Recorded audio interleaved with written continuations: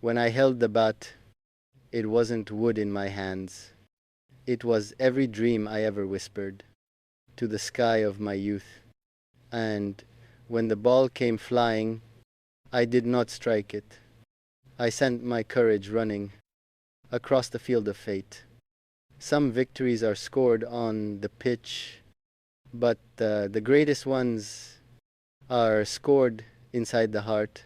I walked onto the pitch like a traveler entering a desert, empty-handed, but full of silent prayers. The grass shimmered under the sun, as if the ground itself was waiting for a story to be written.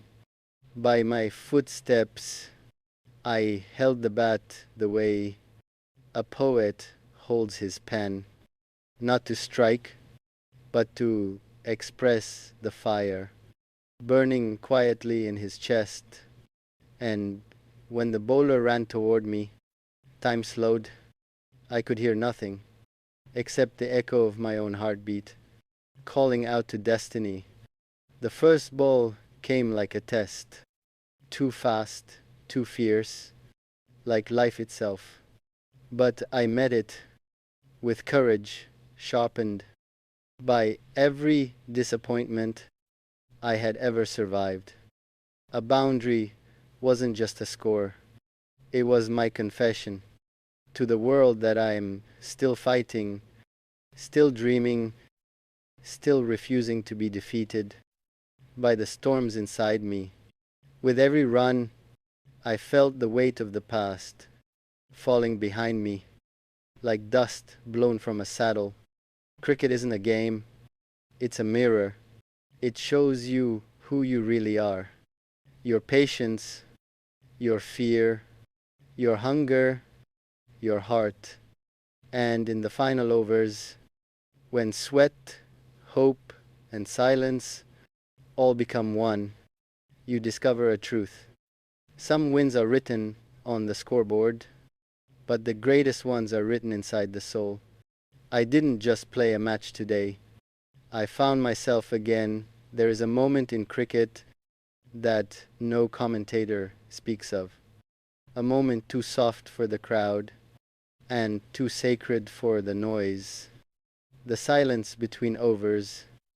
In that silence, a player confronts himself, not the bowler in front of him, not the fielders waiting like shadows, but the doubts he has carried for years. He fixes his gloves, presses the bat into the earth, and looks up at the sky as if asking, "Is today the day my destiny opens?" The world thinks cricket is about runs and wickets, but the real battle is the one you fight with the voice inside that whispers, "You are not enough." Yet still he stands tall, a warrior draped in sweat, shaped by hope and held together by the courage of a quiet heart. When the bowler charges in, he does not strike the ball. He strikes his fears, his scars, his buried storms, and when the bat connects, the sound is not just wood on leather, it is the sound of a man rewriting himself. The ball runs, the crowd rises, but his eyes stay calm, for he knows victory is not the cheer of the stadium, but the peace inside that whispers, "I did not give up today." In the end, whether he wins or loses is not what history will remember, but that in the silence between overs, he found the courage to stand again and again and again. I stepped onto the pitch with a heartbeat louder than the stadium around me, not because I feared the bowler, but because I feared disappointing the dream I carried inside my chest. The sun burned above, the crowd roared behind, but all I could hear was the whisper of my own courage. Trying to rise again, the bowler came running, fast, fierce, merciless, like life when it decides to test you without warning. The ball flew toward me, a blur of speed and challenge. In that single second, I saw every failure, every doubt, every wound I had buried in the quiet corners of my heart. But I did not step back. I did not close my eyes. I held my ground like a warrior in a storm. Who knows that bravery is not noise, it is a decision. When the bat met the ball, sparks did not fly, clarity did. A boundary was scored, but something greater was won. I defeated the fear that had been trying to defeat me for years. Cricket teaches a truth that life often hides. Sometimes the hardest battles are fought not with an opponent, but with the shadows inside your own soul. Yet the man who keeps playing, keeps standing, keeps believing, will one day hit a shot that changes everything. And today, as the ball crossed the rope and the crowd rose to its feet, I realized it was not the match I won, it was myself. There are days in cricket that do not begin with the toss. They begin with a feeling, a quiet fire rising from within, telling you that destiny is waiting somewhere on the edge of the boundary line. Today was that day. I walked toward the crease, as if walking toward fate itself, each step heavy with memories, each breath carrying the weight of every dream I had ever protected in silence. The pitch was not a field, it was a battlefield, and the bowler's footsteps echoed like drums of war. But I was not afraid. Fear cannot touch a heart that has already survived the storms of life. He delivered the first ball, sharp, wild, unforgiving. I saw it cut through the air like a challenge carved in fire. In that instant, I realized something profound. I was not here to just play cricket. I was here to rewrite a part of my soul that had been waiting too long to be heard. My bat rose not as a weapon, but as a promise, and when it struck the ball, the sound was not applause, it was liberation. The ball flew, the crowd roared, but I remained still because I knew real victory is never louder than the heartbeat that earned it. With every run, I shed a fear. With every stroke, I healed a wound. With every breath, I became lighter, freer, truer. By the final over, I was no longer playing the game, I had become it. And when the last ball crossed the rope and the stadium rose in thunder, I closed my eyes and smiled, not because I won, but because today the world finally saw the strength I had been carrying alone. The morning of the match felt different, the wind calmer, the sky wider, as if the world itself was preparing a place for my heart to speak. I walked toward the crease with the slow confidence of a man who has learned to rise from every fall, not because he is fearless, but because he has finally stopped running from his fear. The field stretched around me, green like hope, quiet like a prayer, waiting to be answered.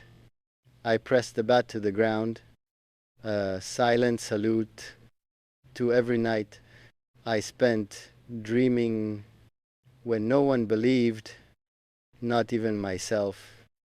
The bowler's run-up began, fast, rhythmic, relentless. His eyes locked on mine, as if testing whether I would break or bloom. The ball came hurling, a blur of speed, a message written in fire and wind. But in that moment, time slowed. I could hear nothing except the whisper of my soul, telling me, "You have survived worse than this." My bat swung, not out of desperation, but out of clarity, out of truth. The connection was pure, clean, divine. The ball soared high, as if lifted by every tear I never showed, every battle I never spoke of. The crowd erupted, but inside me there was only peace, peace earned by refusing to surrender when surrender would have been easier. With every shot I played, I felt myself returning to the person I was meant to be, braver, kinder, stronger. Cricket didn't teach me how to win. It taught me how to stand, how to breathe, how to fight in silence. And when the match ended with victory shining like sunlight on steel, I lifted my bat to the sky and whispered, "Thank you for letting my soul take guard today." The pitch stretched before me, a ribbon of green under a burning sky. The crowd was louder than thunder, yet their voices could not reach the quiet storm brewing inside my chest.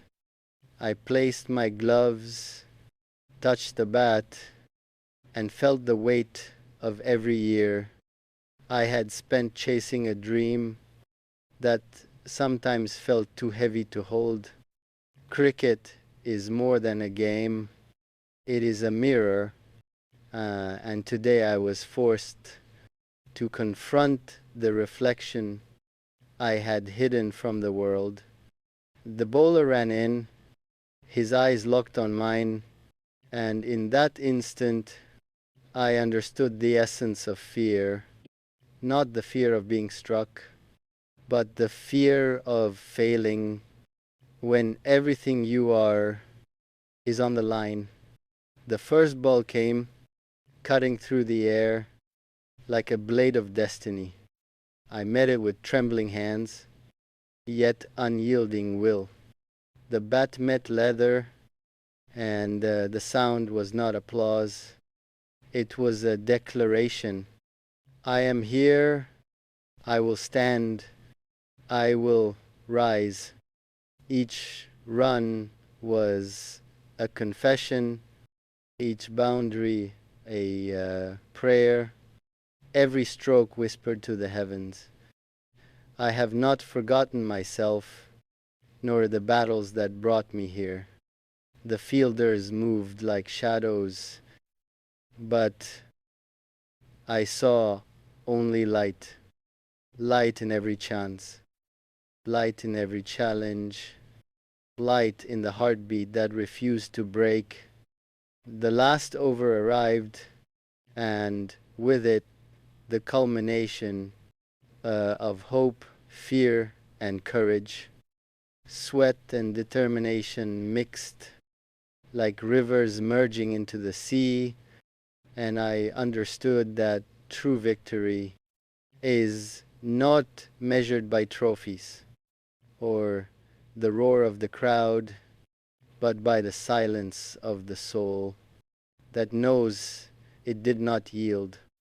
When the final ball left my bat and the ball crossed the boundary, I closed my eyes and let the wind carry away every doubt, every sorrow, every hesitation I had ever held. Cricket is a game, yes, but on that field I had played with my heart, my dreams, my very soul, and in that sacred space between overs, I discovered a truth. The match is not won on the scoreboard, it is won